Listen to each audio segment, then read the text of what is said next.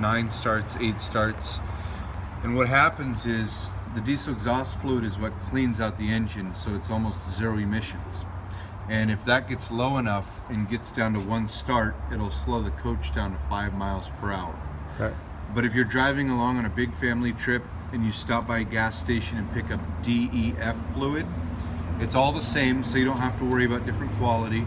You just fill it up and you don't worry about it. Okay, fill it up right from here. Just from here with a little funnel. And how much, about a gallon? No. They have 4.7 gallons. Okay, 4.7 Fill up gallons. as much as it'll let you. Okay. Because if you let it get past 5 starts, which actually goes off of mileage, you'll have to go to Mercedes and have them reset the computer. Got it. But they'll tell them, the computer will tell me at 10. Absolutely. Okay. Yeah. Then you've just got your coolant, you've got your oil. You could check everything yourself, but just know that every oil change interval is 20,000 miles. Okay.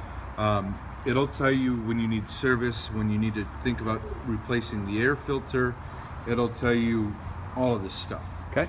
Now, because you have Air Ride, if you ever had a tow truck come out to you or roadside assistance, just make sure you let them know that this is where the emergency inflation valves are. That'll help them either add air or deflate the airbags, depending on what they need, if they even need to mess with it. Okay.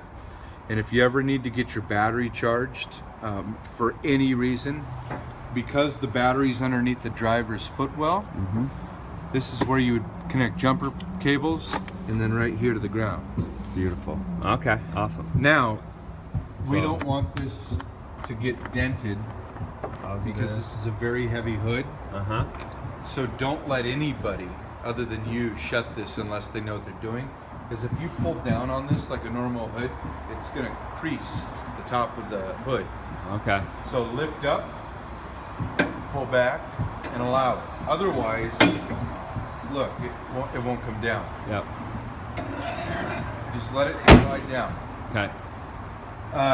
Just so you understand, if you're ever driving and it's foul weather and you have this annoying beeping sound, it's normally because your Parktronics sensors have dirt on them.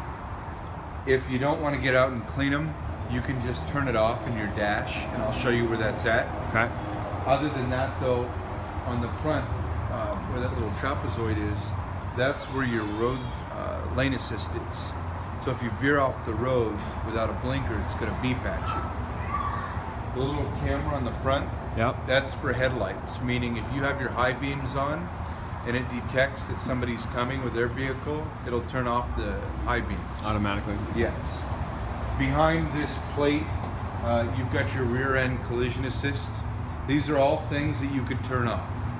That's preventing you from hitting anybody if you push on the brake and you're not applying it hard enough. Got it. This, believe it or not, you can use, even big guy like me, you can step on it and clean the entire windshield. Yep. Okay. I did notice that when I'm driving from point A to point B, if you get bugs on there, for some reason the windshield wash fluid doesn't do as good of a job getting it off, so you have to use one of those squeegees at the station. Yep.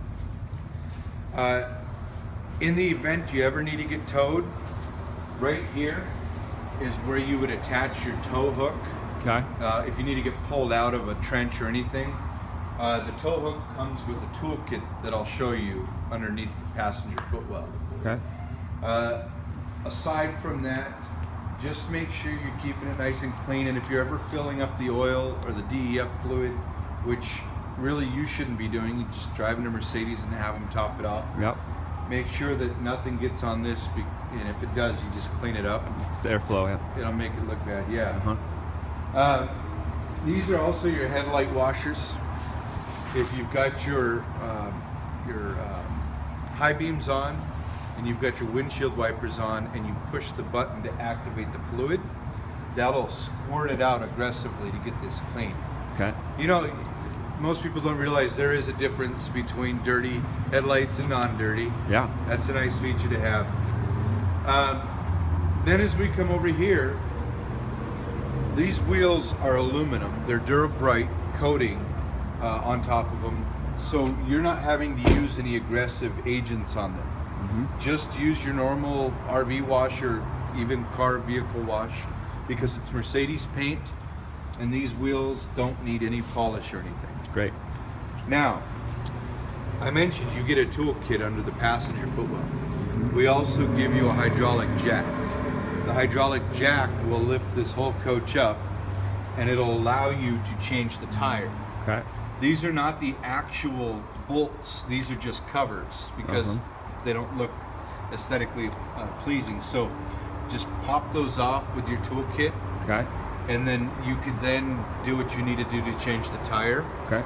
And the tire is located in the rear under the coach. Hi there. It's the driver. Good thing I get the keys though. All right, your mirror here. Every time you put your blinkers on or your hazards, you'll have some here as well so people on the side can see. Yep. This is your side camera. So if you turn the blinker on to the left or the right, there's cameras on both sides. It'll display on that monitor what's on your blind spot. Yep. When you're backing up, you've got the same sensors that you have in the front and the back, and they'll ignite here and tell you as you're getting close to something. Typically for the front and the back, it's about 1 meter, 39 inches, where you'll start detecting something. Okay. Because most people, including myself sometimes, we're not used to the short hood, Yep. so it's hard to gauge where you're at. Yep. This I use primarily just for the lines for when I'm backing up or when I'm driving. Right. It's a larger vehicle than most. And then of course your power mirrors are here. There's a little triangle up here. Now you have to go 15 miles per hour or faster in order for this to work. Otherwise it'll stay orange. But there's sensors behind. They're technically radars. And those are blind spot sensors. So as you're driving, even if you're not putting your blinker on, that'll turn red when somebody is in your blind spot. Awesome. But then again, you'll have your camera. Now when you put your blinker on, the camera will be on, plus that red triangle will also send a signal inside to give you a beeping noise. It's a whole lot of stuff to get used to. Yep. Now, of course, we get you started with a full tank of diesel, but you have to open the door in order to access the diesel. Ah. It's a maximum of B5 biodiesel. It's always labeled at the gas station. You're generally safe if you're going to a Costco, Fred Meyer, etc. If you're going to a rinky-dink off-site place, ask the attendant what kind of diesel it is, because even though you could technically put normal diesel in an emergency, you don't want to go through that. You don't want to go down that path. Okay.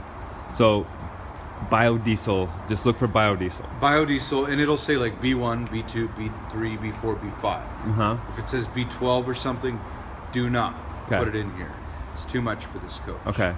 So B5 or below. Yes. And then try to put B5 in. Yes. Okay. Well, the thing is, if you're traveling from Seattle down to the Bay Area, You're not gonna have a lot of options sometimes. There's not going to be an issue with it. Okay. Most of the states, occasionally you'll get into states where they don't follow all the regulations, but they'll still have biodiesel. Okay. So long as the gas station carries diesel. Okay. Down here, we have a hazard light. So if you ever need to pull over, and it's not just to switch spots or anything on the inside, pull this out, and it's an LED light. It sounds corny, but the thing is, people use it all the time. Yeah.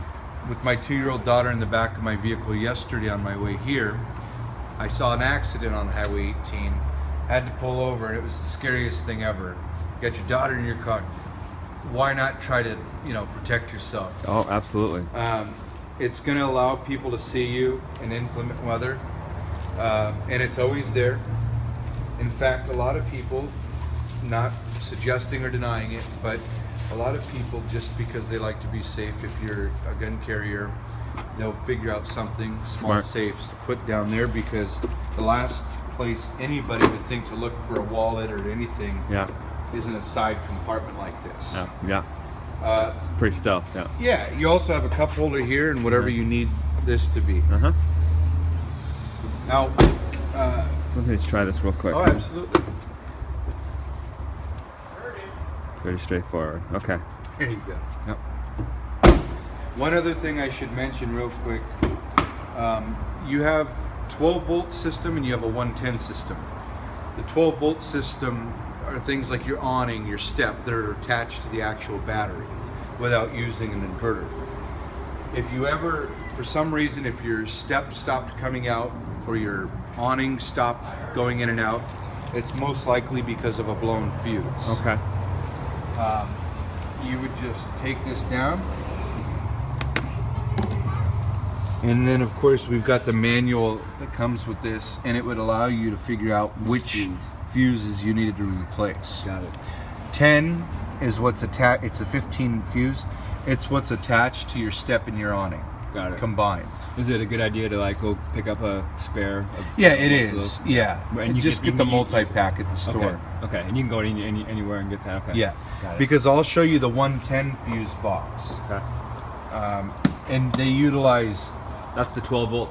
Yeah. right there? This is the 12 volt. Okay. Awning and step. Got it. Yes. And it's number 10, but Okay. it's a 15 amp fuse. So now we get into the actual RV side of things. There's two ways.